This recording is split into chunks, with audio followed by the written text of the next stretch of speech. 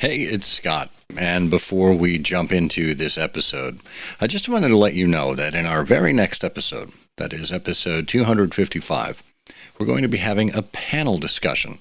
It's going to be very special as it celebrates the end of 2022. But here's the thing. We are going to be recording that show from a live video. And you can participate in the live video. That is, you can watch it, or you can comment. Maybe we'll even figure out how to bring people in on video as well, if you're up for it, and ask questions of our panelists or make comments of your own. But the only way to do that is if you are a member of our Patreon community. That's patreon.com/IHearOfSherlock. All of our Patreon supporters at every level will have access to that live recording, and then all of our listeners on the 30th of the month will have access to the audio recording of that panel. So either way, you're going to get a chance to hear what goes on that panel. The bonus is, if you are a Patreon supporter, you get to participate with us live. It'll be the last week of December. So check that out on Patreon, and we hope to see you there. Support for I Hear of Sherlock Everywhere comes from MX Publishing, with the largest catalog of new Sherlock Holmes books in the world. New novels, biographies, graphic novels, and short story collections about Sherlock Holmes. Find them at mxpublishing.com. And by the Wessex Press, the premier publisher of books about Sherlock Holmes and his world. Find them online at wessexpress.com. And from listeners like you who support us through Patreon. Bonus material, thank you gifts, and more await at patreon.com/IHearOfSherlock. I Hear of Sherlock Everywhere, episode 254, The Life and Times of Sherlock Holmes. I hear of Sherlock everywhere since you became a chronicler. In a world where it's always 1895, comes I Hear of Sherlock Everywhere, a podcast for devotees of Mr. Sherlock Holmes, the world's first unofficial consulting detective. I've heard of you before. You're Holmes the meddler, Holmes the busybody, Holmes the Scotland Yard Jack in office.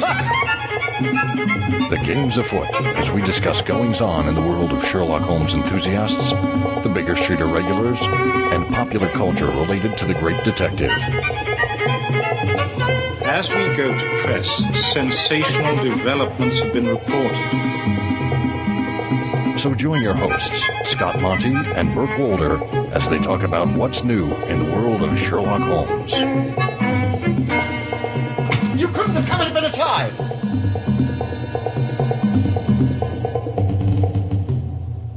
Oh, and what a time it is. Hello, and welcome to I Hear of Sherlock Everywhere, the first podcast for Sherlock Holmes devotees where it's always 1895. I'm Scott Monty. I'm Burt Wolder. And Burt, how is your life? How are your times? Oh, my life and my times are absolutely wonderful. You know, but the Post and the Daily News, on the other hand, are not very satisfactory. Well, please, our Time Life operators are standing by. We have a football phone for you if you renew your subscription today. Yes. Great. I'll tell Henry Luce that we've moved another football phone. Oh my goodness, he must have been rolling over in his grave when they were running those commercials. Well, you know, here's an interesting thing. We talked about this a little bit on, I think it was season 4 of Trifles, when we did a series of monthly exposés on sports and Sherlock Holmes, and it was actually inspired by an article written for Sports Illustrated, which is part of the Time Life network, by William S. Baring Gould. Longtime Sherlockian. Yeah, one of the greats in Sherlockian research over the years. He had written a nice piece for Sports Illustrated, and of course he had worked for Time Life for many years, so it was a nice tie-in there. Yeah. Oh, and there are many such tie-ins, between irregulars and literary, magazines and print and so on. Of course, with Christopher Morley and Vincent Starrett, newspapermen. So, yeah. Lots and lots, yeah. And we actually did, if I recall correctly, we did an episode about William S. Baring Gould for one of the Christmas annuals. That would have been back in season 14. We interviewed Julie McCurris and Tim Johnson in episode 185. So something worth looking into if you want to learn a little bit more about the life and times of William S. Baring Gould. Well, we are not here to talk about William S. Baring Gould. We do want to get to our guest, Liese Sherwood-Fabre, in just a moment.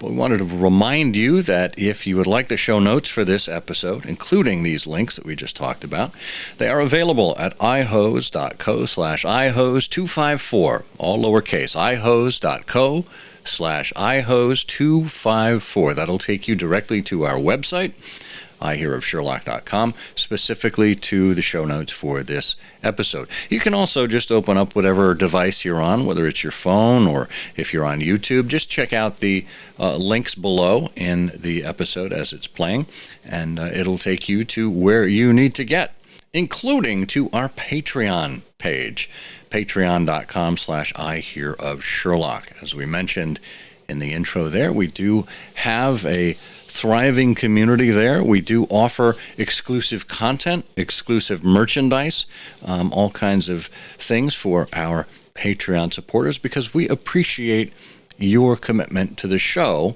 as much as you appreciate our commitment to the show. We've been doing this now for 16 seasons, wrapping it up here in the next episode, and we'll be back in 2023 with season 17. So we appreciate your support in helping our show keep going. Check that out and let us know if you have any feedback. Liese Sherwood-Fabre knew she was destined to write when she got an A+ in the second grade for her story about Dick, Jane, and Sally's ruined picnic. After obtaining her PhD from Indiana University, she joined the federal government and had an opportunity to work and live internationally for more than 15 years. After returning to the States, she seriously pursued her writing career. She's currently a member of the crew of the bark Lone Star and the studious Scarlet Society Scions, and contributes regularly to Sherlockian newsletters across the world. Her fiction series, The Early Casefiles of Sherlock Holmes, follows a young Sherlock as he develops into the adept detective that the world knows. And her latest series, The Life and Times of Sherlock Holmes, is a 4-volume work so far that chronicles some of the minutiae and arcana in the Sherlock Holmes stories. You can learn about her other books, upcoming releases, and other events by joining her newsletter. Liese Sherwood-Fabre, welcome to I Hear of Sherlock Everywhere. Thank you. I really enjoy your podcast, and I'm looking forward to sharing about my books, and I really appreciate you inviting me on the podcast. Well, it's amazing that you're a listener and still willing to come on the show. So why don't we begin, as you know, like we prefer to begin with all of our guests, or first-time guests at least, and ask you about how you first encountered Sherlock Holmes. I'm asked that a lot, and I'm trying to remember when I didn't know about Sherlock Holmes. And I think the earliest memories that I truly have about Sherlock Holmes are the old Basil Rathbone, Nigel Bruce black and white movies. Yeah. Because they would come on or were shown in a local TV show called Dialing for Dollars. And I would watch that religiously because I was always hoping they'd call us. They never did.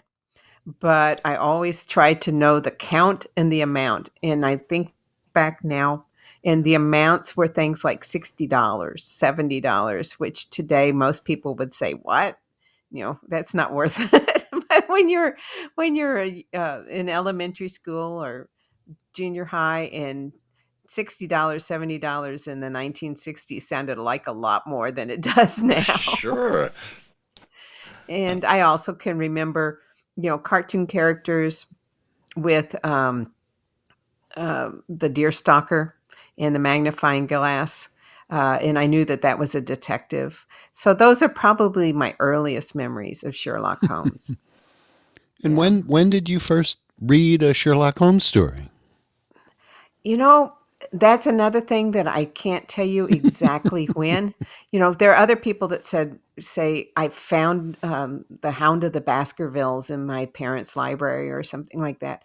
And I don't remember that, but what I do remember is when I was in high school I was in I think it was either British literature or world literature, and we read The Captain of the Pole Star. And even though it wasn't a Sherlock Holmes tale, it was my first real introduction into Arthur Conan Doyle that I can remember. And so that's probably my earliest ACD recollection. That's fascinating. We don't often hear about the Captain of the Pole Star around these parts. It's amazing. We've talked to so many people, and some say, gee, the first time I encountered Sherlock Holmes was in a classic illustrated comic book, or sometimes people say, actually it was a cartoon, but you went right to the Captain of the Pole Star and encountered Conan Doyle. I don't know that we've ever talked to anybody who started with something Conan Doyle wrote that wasn't about Sherlock Holmes. When did you actually go through the canon and read all the 60 stories? I'm almost embarrassed to admit this, but I'll tell you the truth. Tell us the I truth. hadn't- You can trust I us. had, We won't tell anybody. just all your listeners. Both of them, yes. All No, two of them? No. we've sworn them to secrecy. Oh, good. I had an idea one day. I'm a writer, and I was on a treadmill. And I always get my best ideas on the treadmill because you kind of just let your mind wander while you're chugging along. And I had this idea one day. How did Sherlock Holmes become Sherlock Holmes? I mean, I'd seen a lot of the media things, and like I said, I've read some of the other works, but I really hadn't delved into Sherlock Holmes or the canon. And I thought, well, this would make an idea for a good series if there's not a lot written about it. And so that was when I started researching Sherlock Holmes, reading the canon, and finding out that there really wasn't much about his childhood. We know that his ancestors were country squires. We know that he had a brother named Mycroft. There's something about his father being named Seeger. There was the connection to the Vernays in France. And so that was about it. And I said, well, this gives me a whole lot of space to work with. And so I started working on a book that starts off when he's 13. And that's The Adventure of the Murdered Midwife. His mother's accused of murdering the village midwife. And he has to solve the mystery or catch the actual killer. But doing this book required an awful lot of research into Victorian England. Like, okay, so his ancestors were country squires. What does that mean? So you had to find out I had to research into country squires, and I found out that one of the things is that country squires had to hold a position as a magistrate. So that meant that if his father was a country squire, his father was a magistrate, which gives him an introduction to the law and things like that. And so I did all this research, and I started thinking, other people might be interested in this. And I knew about the scions. I knew about the Baker Street Irregulars. And so I started writing to scions and saying, would you like some little articles about Victorian England and Sherlock Holmes that you could include in your newsletter? Because I can tell you, as somebody who has been involved in preparing newsletters or working in organizations, that they need content. Everybody's always looking for content. And so if I offered an article, then they would have some content. And so I started writing these articles. The first one was, What is a Country Squire? And sending them out to different scions. I've still am published in about 13, 14, 15. They vary. And across the world. I mean, I'm in Australia, um, and also in Dallas, Texas, where I am. And that was how I met my local scion. And then after writing several of these, I thought, other people might be interested who aren't part of Sherlock Holmes scions. And so I started putting them out as books as well. Well, that's fascinating. I mean, so I want to make sure our listeners are clear on this. We're talking about two divergent series of books. You were doing the research on behalf of your series that's called The Early Casefiles of Sherlock Holmes. And that includes The Adventure of the Murdered Midwife, The Adventure of the Murdered Gypsy, The Adventure of the Deceased Scholar, and The Adventure of the Purloined Portrait. I think that's all of them so far, right? Yeah. Okay. And that, in turn, led to what you call the life and times of Sherlock Holmes. I think it's a really interesting evolution, because you're basically bringing readers along with you on your journey of discovery. Yeah, in some ways. I'll be honest. The last novel that's come out in the series, The Adventure of the Purloined Portrait, takes place in France. And there's not a lot mentioned about France or Paris in that book, in the canon. So there was a lot of research that I did that is never going to appear in one of the essays, simply because there's just not a connection really to the canon. Yeah. Well, but you actually made Sherlock's French connection in the very first volume of Yes. of there. Well, tell us about. Give us an example, because all of these are mini essays in the life and times of Sherlock Holmes. But give us an example here with Sherlock's French connection in volume 1.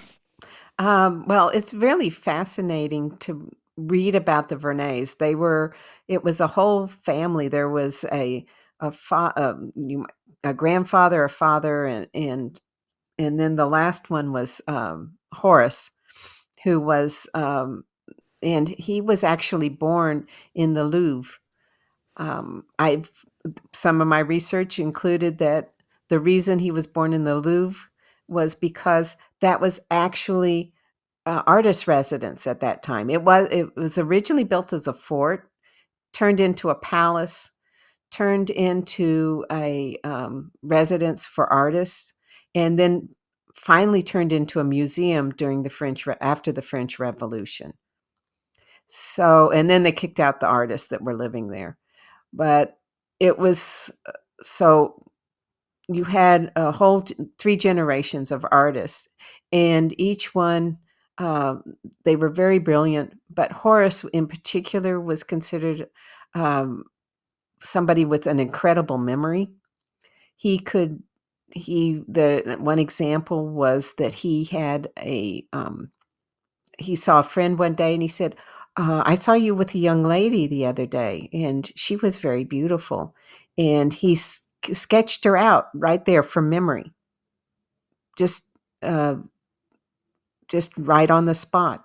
And I think that shows a kind of a mind that, Sherlock could have easily have inherited when he talks about art in the blood.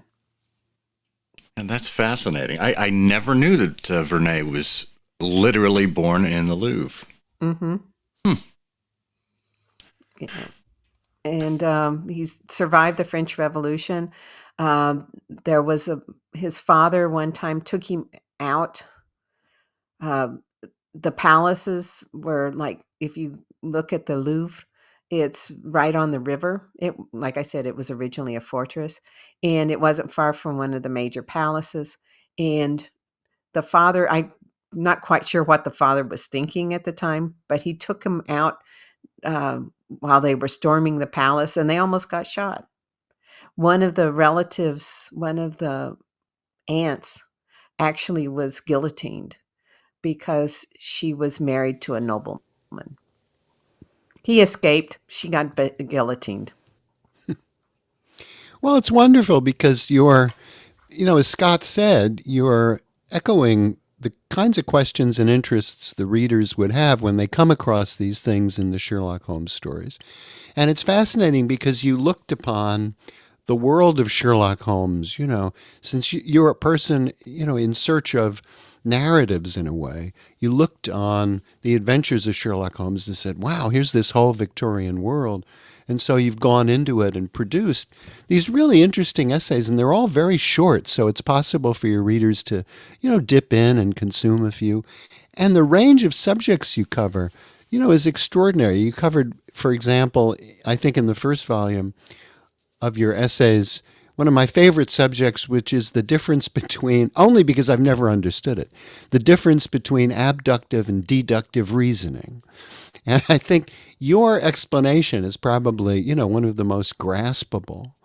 But, you must be relentlessly curious about these things. What's the most surprising thing you think you've learned as you've dug around on all of these things? Is there a particular topic that you remember? I mean, we've just talked about Vernet being born in the Louvre, but is there something else that you recall as being, personally interesting? Yeah, of course, maybe it's because I'm a feminist at heart, but I've found all of the information where I've looked into aspects of women's lives that um, are reflected in the canon really kind of hit home to me, such as in The Solitary Cyclist, the role of bicycles in the liberation of women at the time is fascinating. This was the first time women could go on their own because most of the time a chaperone couldn't follow them. And and they could go further than they had ever been before because they weren't restricted by how far they could walk, being followed by a chaperone. And it allowed them to have somewhat secret rendezvous with men. And so the whole Daisy, I'm half crazy over the love of you, and the whole thing about the bicycle built for two. I mean, that was a courting ritual for women. They and the role that governesses played, and the number of governesses that were out there. These were women that, for whatever reason, hadn't found a man and needed some sort of income. Typist was another one. The role that the typewriter played in providing employment and income to middle-class women was fascinating as well. There was, and so much of this appears in the canon. He was not above creating what they called, oh darn, I'm forgetting the word. There was a special word that they used for women that were a little more modern, but I'm forgetting the word at the moment. But yeah, maybe you can edit that part out. We can plug it in later if it comes to any of us. That's fascinating. What other you've mined so much out of this, and the essays, as I say, are really fascinating and interesting. Are there other narrative worlds that you've explored like this? Or do you read for pleasure? Are there things that you personally read, when you're not doing this that have meant a lot to you? Well, I'm pretty eclectic in my reading, although I probably tend more to mysteries and thrillers. Um, the one that really had an impact on me recently, I had been at BoucherCon, and I heard, Hmm. I want to say his last name is Cohen. It's S.A. The book is, he was talking about his latest book, Razor Blade Tears. And that was one of the most gripping books I had ever read. And it wasn't that there was it's a thriller. It's more about the emotions that are involved.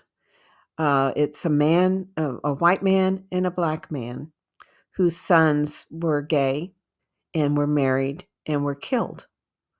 And they joined forces. One's a redneck. I mean, lives in a trailer and everything else. And and they joined forces to find the killers of their son. And the understanding that the two men came to develop between each other was fascinating. Not to mention coming to um, finally accepting their son's life choices, which was something that they hadn't been able to do in when they were alive. That's fascinating. I just looked it up, and it's a crime novel by S.A. Cosby. Oh, Cosby. I knew it Published, started with a C. yeah, Mhm. yeah, and was number 10 on the New York Times bestseller list about two grieving fathers brought together. So that had a powerful impact on you. So Yeah. have you read spy fiction and things like that? Oh, yeah. Gosh, Steve Barry Hmm. is Steve Barry gave me my first cover quote, and so I will buy all of his books for the rest of my life. Wow. That's impressive. I was really surprised because I had written it. You hear this thing about getting cover quotes, and I was young. It was my first novel that was coming out, and he said I had heard him at a writers conference, and he said I always answer my emails.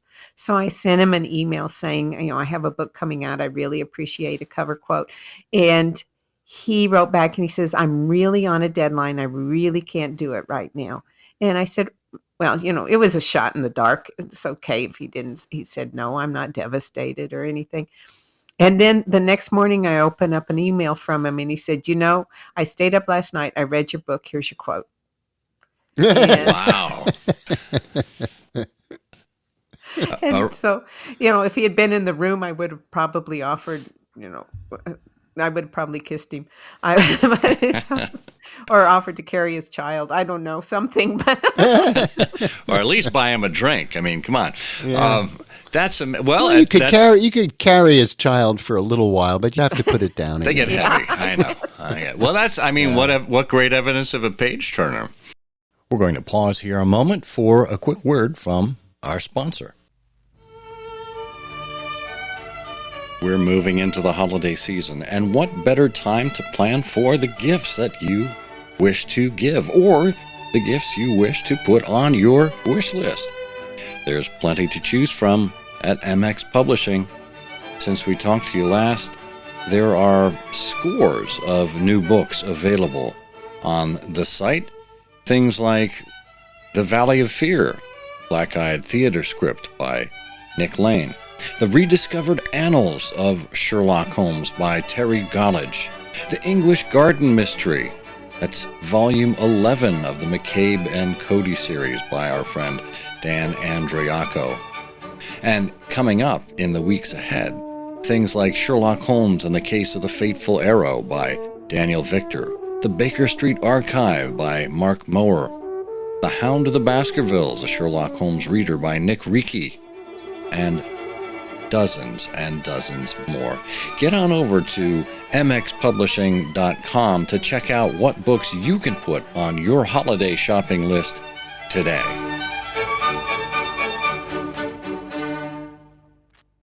Just so we don't leave this half-touched here, you're talking about your first novel, Saving Hope. Is that right?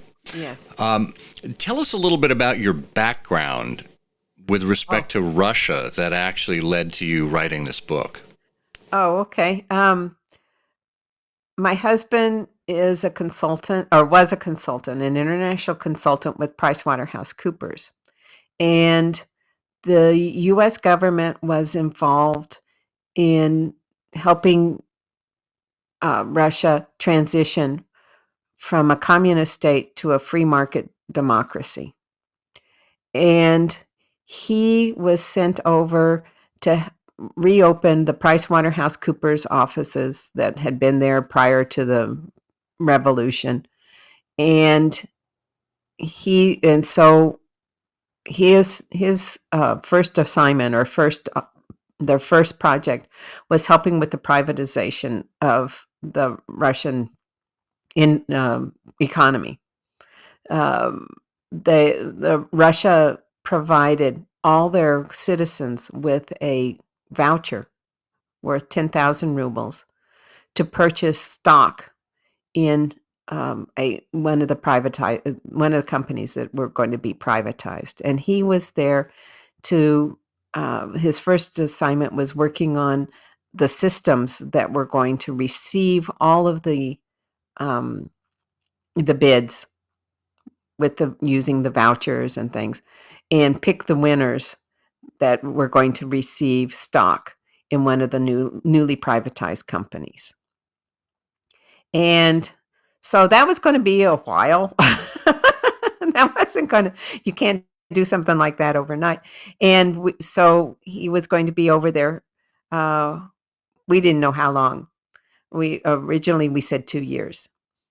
And so I joined him along with our children. And I had been working for the federal government. I worked at the Census Bureau, the Department of Health and Human Services, and I was in Mexico at the time, working for the Agency for International Development.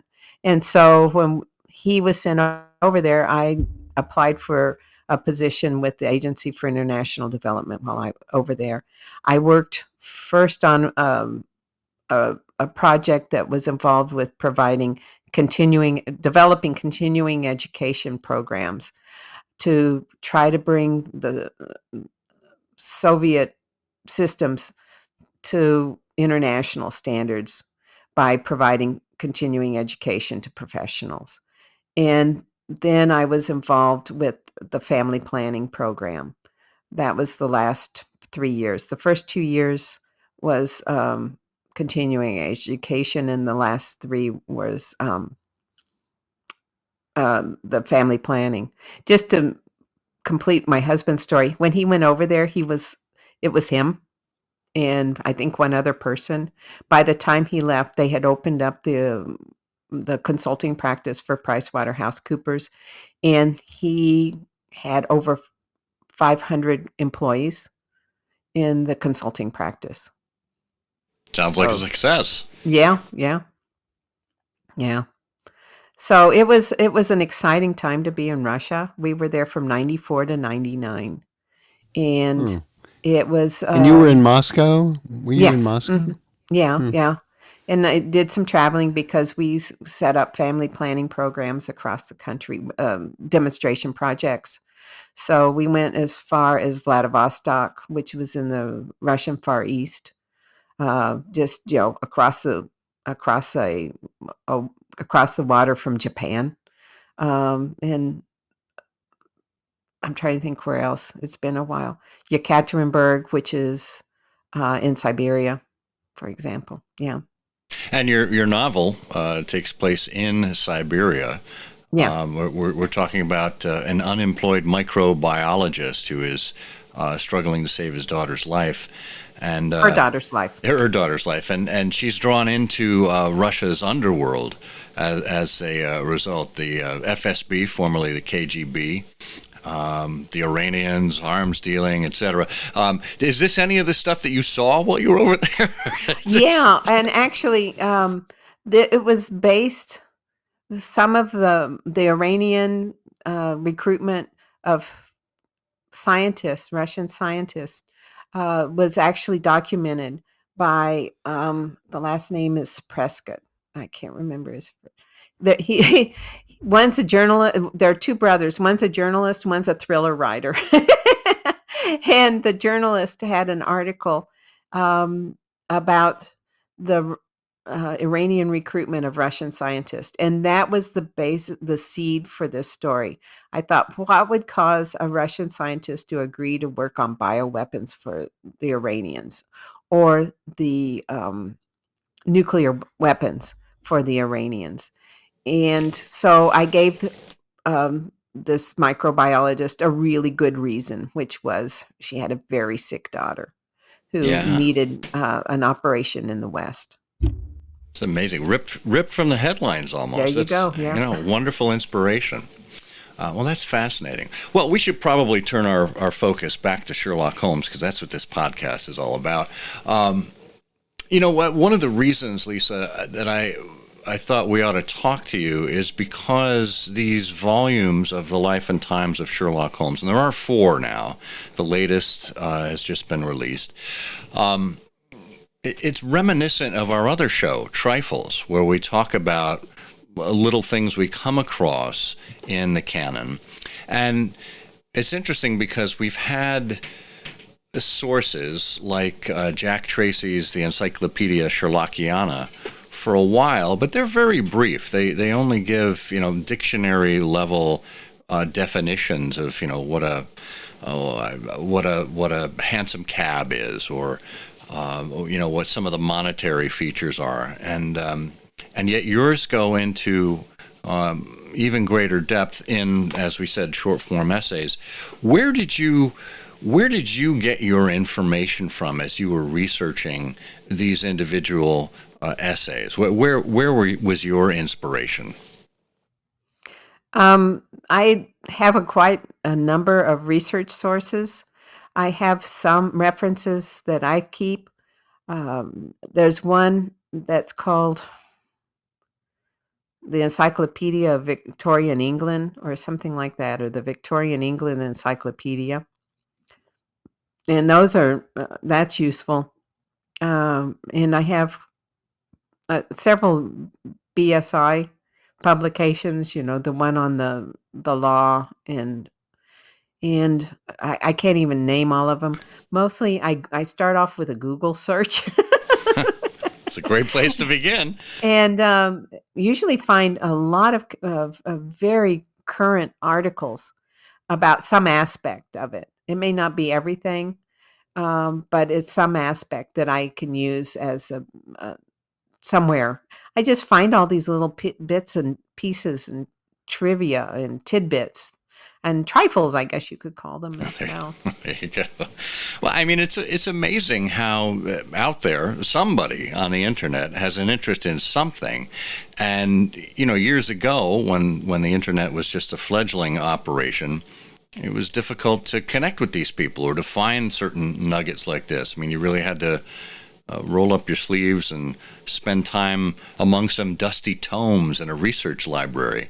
And now you've got the world at your fingertips, and you're doing just a bang-up job of not only curating these resources, but then bringing them to life with context for people who want to know more about the world of Sherlock Holmes.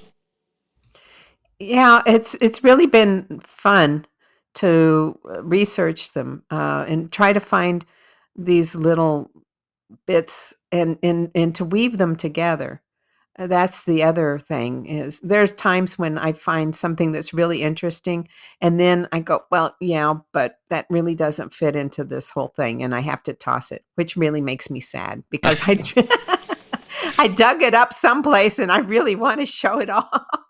Well, I mean, that leads to kind of the natural next question. I mean, you've got 4 discrete volumes here, but how did you know with each one where to stop and where to pick up with the next one? And is there another volume coming? Okay, so you're talking about the volumes and not the particular essay. All Yeah. right. Because the goal for my essays, I started off with 300 to 400 words, and now I think those are too short, and I look more at between the 600 and 800 word um, length. Hmm. But in terms of the volumes, after 2 years, I thought, this is 2 years worth. This is 24. That's a good number. And I'll just keep on. And so every 2 years I put them out. And they have 24. The fourth volume has one extra one in it because I can't count. And and it wound up with an extra one. And I said, oh, well, I could take it out, but nah, it's already there. I'll leave it. It's like a baker's 2 dozen. Yeah, there you go. So as you're assembling these, I would imagine this is part of your research as you work on your novels. Do you find yourself running out of steam at all, or do you feel like it's kind of a bottomless well? Well, I'll be honest, it's getting harder and harder to find a topic. Mm. At the beginning, it was real easy. And now I have to do a little bit more searching in the canon for something that's not something that's really obvious. Um, but I've always managed, and sometimes I get suggestions from somebody. The one about the gasogene actually came from Steve Mason, and the one that is bittersweet for me was the one on fencing. Um, and I'm really bad with names, so you'll just have to excuse me that I can't remember the gentleman's name. But he was in Australia, and he said I had been on the Australian Olympic fencing team, and you really should do one on fencing. And I had done the research, and I received notice before I was able to send it out that he had passed away. Oh. And that was bittersweet to me. But so, if you have any suggestions, if there's something that you really think I ought to delve into a little bit more, let me know. I'm sure I would be glad to take it up. Yeah, well, that's a great suggestion. I mean, for our listeners who are so helpful to us in so many ways, I'm sure they can act as almost as the Baker Street Irregulars did for Holmes, for you. So we'll make sure to have your website listed in our show notes. Of course, people can also always get in touch with us, and we can pass it along as well. We'd be happy to be part of that conveyor belt of ideas, as it were. Well, I'd appreciate it. So what's next for you, Lisa? Well, I'm continuing to write these essays. This month, I did one on hats that just came out. I sent that out. For December, I'm looking at mathematics. I had done one on chemistry, Holmes and chemistry, and I was thinking, and I haven't done a lot of the research yet, but I already came up with some nuggets about Victorian England and mathematics. That there was a shift in how mathematics was viewed, and so and Holmes reflects that in some of his work. And I am almost afraid to say this because it's going so slowly, but I'm shifting. I'd like to try a new series that you could either call it a Holmes and Watson, or you could call it a Rizzoli and Isles, where you have a detective and a doctor they're both women, in turn of the century San Francisco. And I have a mystery. And I'm working through how to solve it. I'm what they call a pantser. That is, I write by the seat of my pants. And so I have no idea where the story's going or anything until I get it done. And so I just start writing, and we'll have to see if I can get it. As I'm writing and I'm going, this is such a convoluted story. There's so many threads here. Can I tie it all up? And we'll see if I can do it or not. I do have in mind case 5 for Sherlock, my young Sherlock. In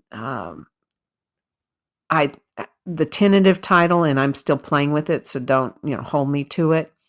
Is The Adventure of the Young Russian Woman, or possibly an old Russian woman. Again, I'm writing by the seat of my pants. I don't know about much about the Russian woman, other than I'm planning for it to be a kidnapping of the son of a Russian diplomat who is attending Eton with Sherlock. Wow. But again, don't hold me to it. I don't know anything until it's done. Well, we'll hold you to a 5th volume in both the Casefiles and the Life and Times of Sherlock Holmes. They sound promising, at least. So, well, where can people find out more about you and get copies of your books, Lisa? Well, the books are available from all major booksellers. Amazon, Barnes and Noble, Kobo, iBooks. You can get the paperbacks are available through Amazon and Barnes and Noble. iBooks or Apple and Kobo are only ebooks, but the others carry both ebooks and paperbacks. And the easiest way to find me is on my website, which is www.liesesherwood-fabre.com. No hyphens, no spaces. All and I believe you said you would put that up on your on the podcast. We sure will. We'll have links to all of these in our show notes, so people can find it easily. I'm looking forward to hearing more. Excellent. Well, Lisa, thank you so much for joining us here on I Hear of Sherlock Everywhere. Yes, I do. Thank you.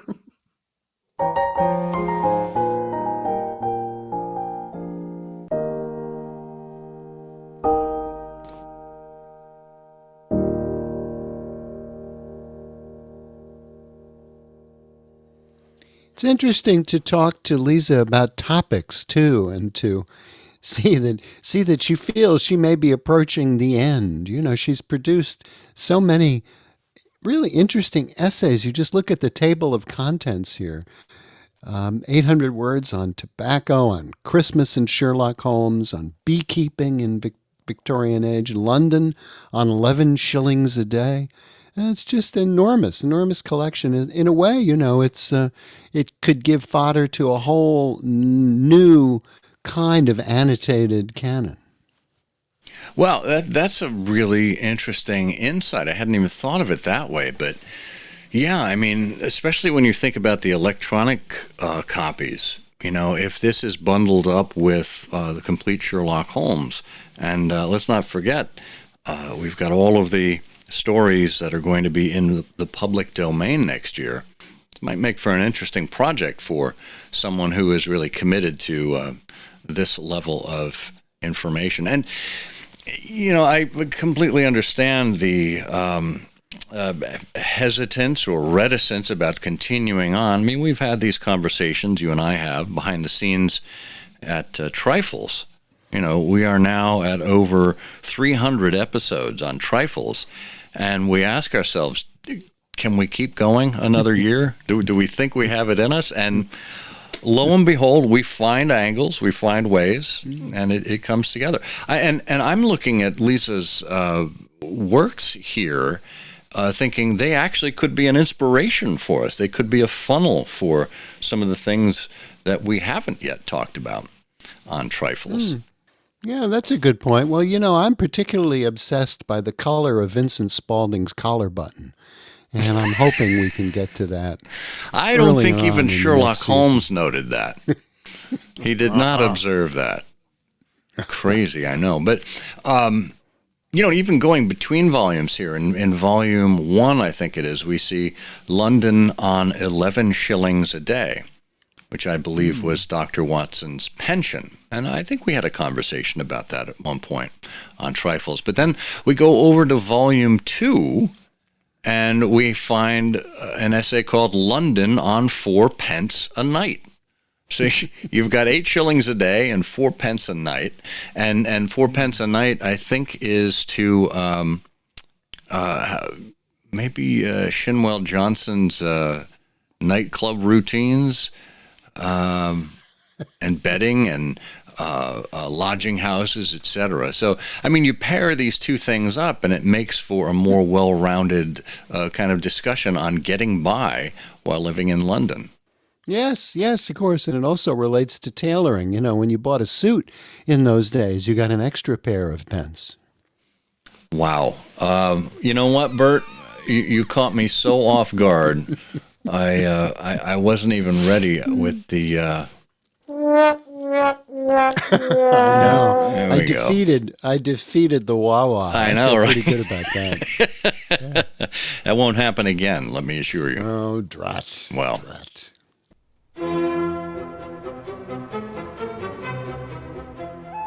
The first Sherlock Holmes parody was probably written in 1896, The Field Bazaar, by Arthur Conan Doyle himself. He knew laughing was good for you.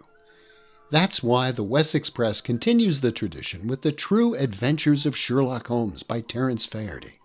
It's a rare collection of Watson's early first drafts of the cases of Sherlock Holmes that will show you the truth behind the engineer's thumb and the strange insanity of General Waxbutton.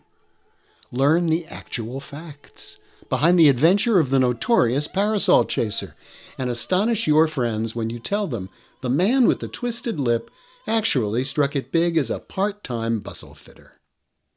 7 of these great stories have been published in Ellery Queen's Mystery Magazine, and 4 appear here for the very first time in this very first collection. Now is the perfect time for a comfortable chair and a long laugh. Get The True Adventures of Sherlock Holmes at wessexpress.com today.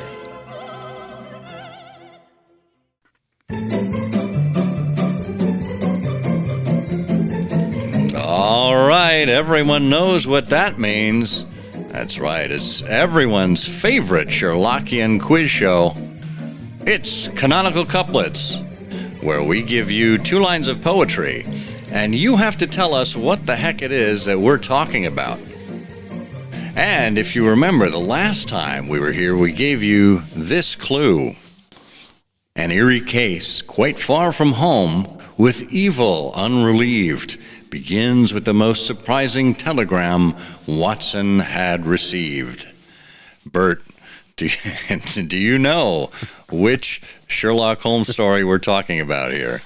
Yes, of course. It's that time of year. It's the Christmas story about the theft of a great gem and a handyman who froze to death. That's the case Watson called The Blue Carpenter. Surely you can't be serious. I am serious. And don't call me Shirley. Boy, oh boy. I don't know how you do it, Bert. Nor do I wish to know. So how's that? It's pretty realistic. Yeah. No, we were looking... Well, I'm going to have our pal Eric Deckers help us out here, as he's always very helpful here. He says, I've got it. It's the story that inspired the band who wrote Knights in White Satin, who were so moved by Dr. Leon Sterndale's deadly command to Mortimer Tregennis. Breathe deep in the gathering gloom, watch lights fade from every room. It's the adventure of the sooty clues. Wait, that seems a little far-fetched, even for me. It's actually the adventure of the Devil's Foot. Well, that is correct, Eric. We were looking for the Devil's Foot, and we had a number of people. Well, there were a few people who were actually thrown off by this particular couplet, Bert, so good job with that. However, I am pleased to say that we did have a number of correct answers. So let's see who will be winning our big prize as we bring the prize wheel out and give it a big spin.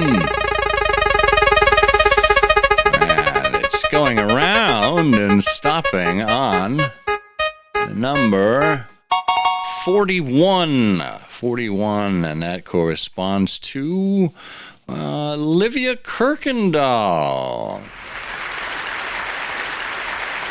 Congratulations, Olivia. We will be getting you a copy of, what is it? What was it? Oh, yes, My Scientific Methods. That's lovely, from the BSI Press. Good. Well, that means it's time for this episode's Canonical Couplet, and that is a copy of Liese Sherwood-Fabre's latest in The Life and Times of Sherlock Holmes. Here we go. Watson now has surgeon's eyes when he's so inclined. It only takes his glance to see a weakness in the spine. If you know the answer to this episode's Canonical Couplet, put it in an email addressed to comment@ihearofsherlock.com with Canonical Couplet in the subject line. If you are among all of the correct responses and we choose you at random, you'll win. Good luck. Well, here it is. Here it is. We've got one episode left this year. Boy, oh boy. Any clue? Yeah, you know what we're going to be doing next? I'm not at liberty to say. I signed a non-disclosure agreement. Oh, yeah, me too. And I don't want to be fired by Elon Musk for breaking it. So, yeah, you know what? I had a well-intentioned correspondent ask us on Twitter if we still planned to stay on the platform. I know there's been a sound and fury, signifying nothing on Twitter. A lot of people are kind of bent out of shape about the new ownership. Some people are applauding it. Some people are fleeing. Others are coming back. I don't know. But, all I know is I Hear of Sherlock Everywhere has a presence there. We've got a presence on Facebook and Instagram and YouTube. There's only so many places we can be. So we're gonna remain there for now, as impassive as we typically are, and we'll see what the future holds. Because by God, the world needs another social network. Right. Yes, exactly right. Yeah. So, in the meantime, we will be twittering away here on the airwaves, where I remain, well, I guess the ever-twittering Scott Monty. And I have 120 characters, but I can't put them in the right order. I'm in Burt Wolder. You're quite a character yourself, I know. And together, we say... The game's afoot. The game's afoot. I'm afraid that in the pleasure of this conversation, I am neglecting business of importance, which awaits me elsewhere. Thank you for listening. Please be sure to join us again for the next episode of I Hear of Sherlock Everywhere, the first podcast dedicated to Sherlock Holmes. Goodbye, and good luck, and believe me to be, my dear fellow, very sincerely yours, Sherlock Holmes.